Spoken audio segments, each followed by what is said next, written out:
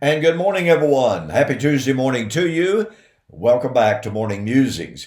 My name is Don K. Preston. I am the president of Preterist Research Institute of Ardmore, Oklahoma.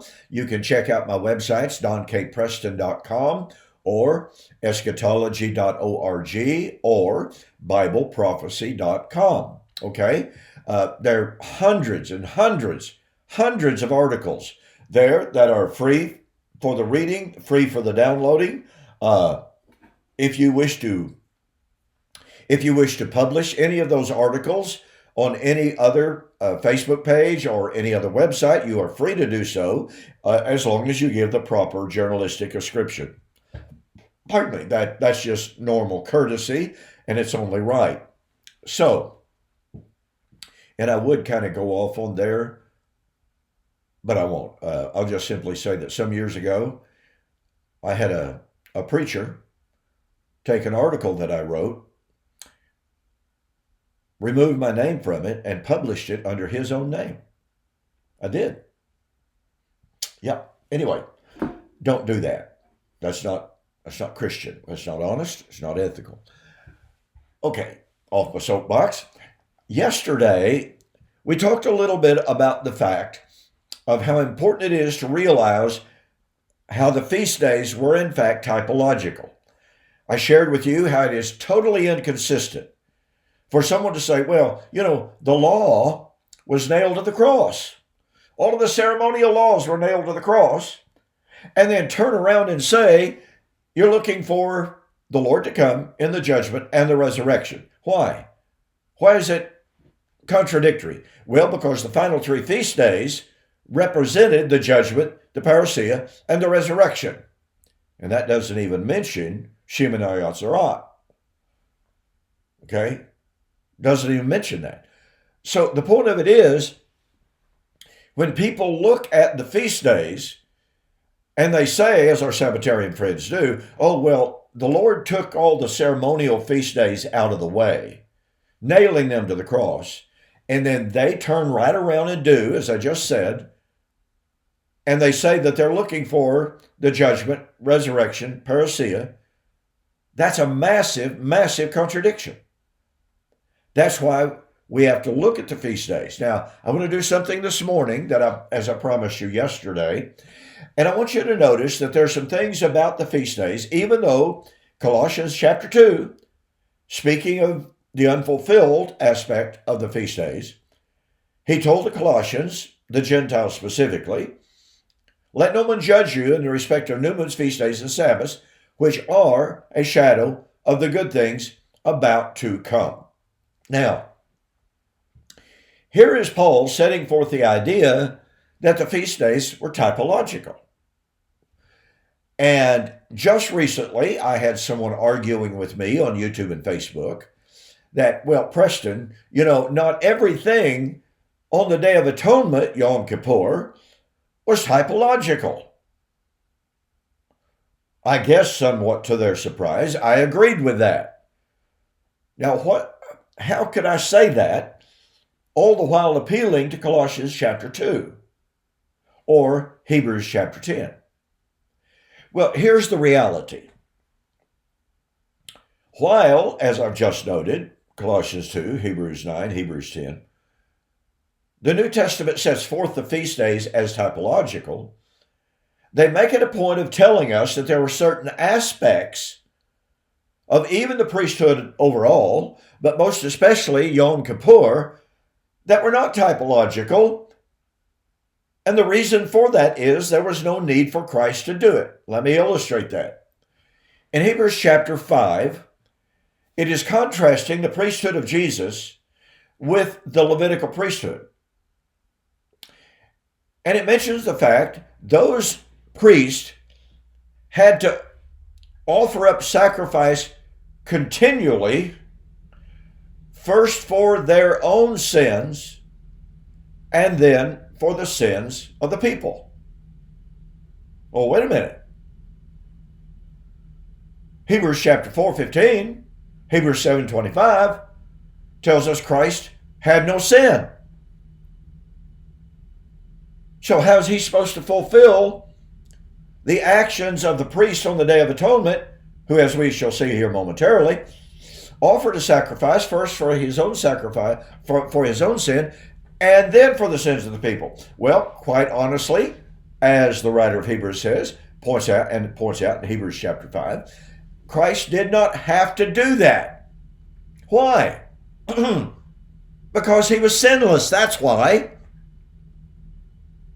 If you don't have any sin, you don't have to make an offering for sin, right? For your own sin. And this brings us to the scapegoat. Leviticus chapter 16, more specifically than does Leviticus chapter 23. Leviticus chapter 23 just kind of gives us the brief outline of observance of Yom Kippur. But Leviticus chapter 16 lists the animals that were supposed to be offered on Yom Kippur. You have a bull, you have a ram, and you have 2 goats. What's that bull for? That is for the high priest and for his sins and the sins of his household. The same, and I mentioned yesterday that there's some aspects of the scapegoat situation that I'm not real clear on. I haven't been able to find a truly satisfactory answer to this. But who is the ram for? Now, I know who the bull is for because Leviticus chapter 16 is more than clear. Now, is it possible that the ram is going back to the story of Abraham and it's a substitutionary sacrifice? Well, it's possible, but the scapegoat sacrifice, the scapegoat itself, Azazel, is substitutionary.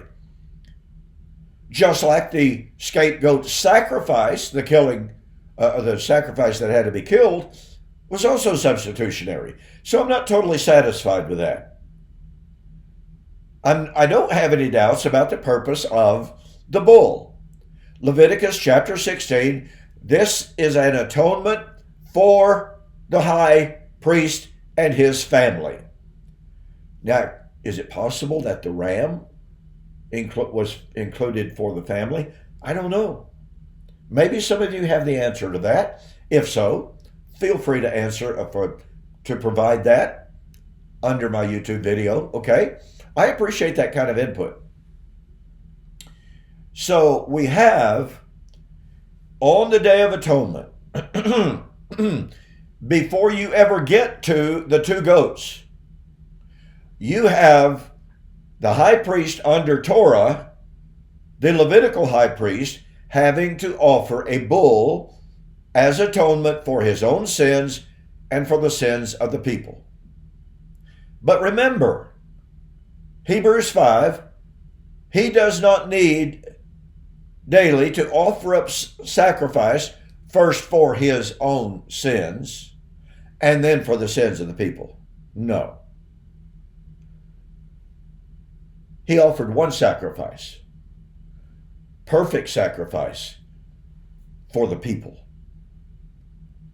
He didn't need to offer sacrifice for himself. So when we come to talk about typology, when we come to talk about the shadows of the good things to come, since the writer of Hebrews makes it a point of telling us that Christ did not have to offer that bull, he did not have to offer sacrifice first for his own sins, guess what? Then there is no typology in the offering of the bull, or even the ram for that matter. There is only typology, there is only a foreshadowing of the elements of the day of Yom Kippur that the New Testament writers expand for us and discuss for us. We really don't have any more authority to go beyond that. Now look, I have read all sorts of speculations. I have read all sorts of, quote, appeals to history. But I really, really, really prefer biblical text and not speculation. Now, if you know something that I don't about this, share it with us, but you're going to have to prove, all right, that the high priest, in offering a sacrifice for himself, you're going to have to show a sacrifice that Christ had to offer for himself, and you can't do that. Okay, so this is a brief video, but I just wanted to point out that when we talk about typology, a little bit of caution is in order. Like I said, I've heard some lessons that were genuinely emotionally moving, as these very erudite ministers delved deep into typology in the Old Testament. And they made this argument, and they made that argument, and it really, really sounded good. The trouble of it is they never quoted any text. They were speculating. The speculation is interesting. It can sometimes be emotive, but it doesn't mean it's gospel truth.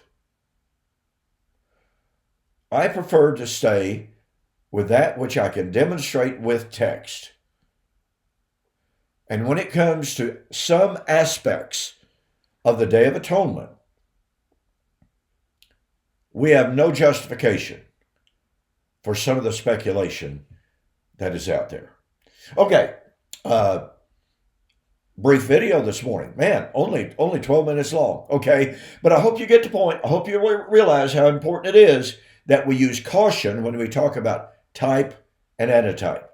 We have very firm power, authority, if you please, to appeal to the things that the New Testament writers appeal to. For instance, to stretch this out just a little bit, for instance, we have perfect authority to say, Day of Atonement, Christ offered himself. He ascended into the most holy place, and he would come again. All of those were part and parcel of the Day of Atonement. They are the things listed, Day of Atonement. It is therefore tenuous, it seems to me, to say, oh yeah, he had to sacrifice himself, had to ascend into the most holy place, but he didn't have to come again to complete the atonement. Well, it says he was coming again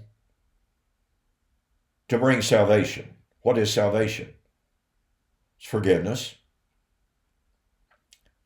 It's atonement.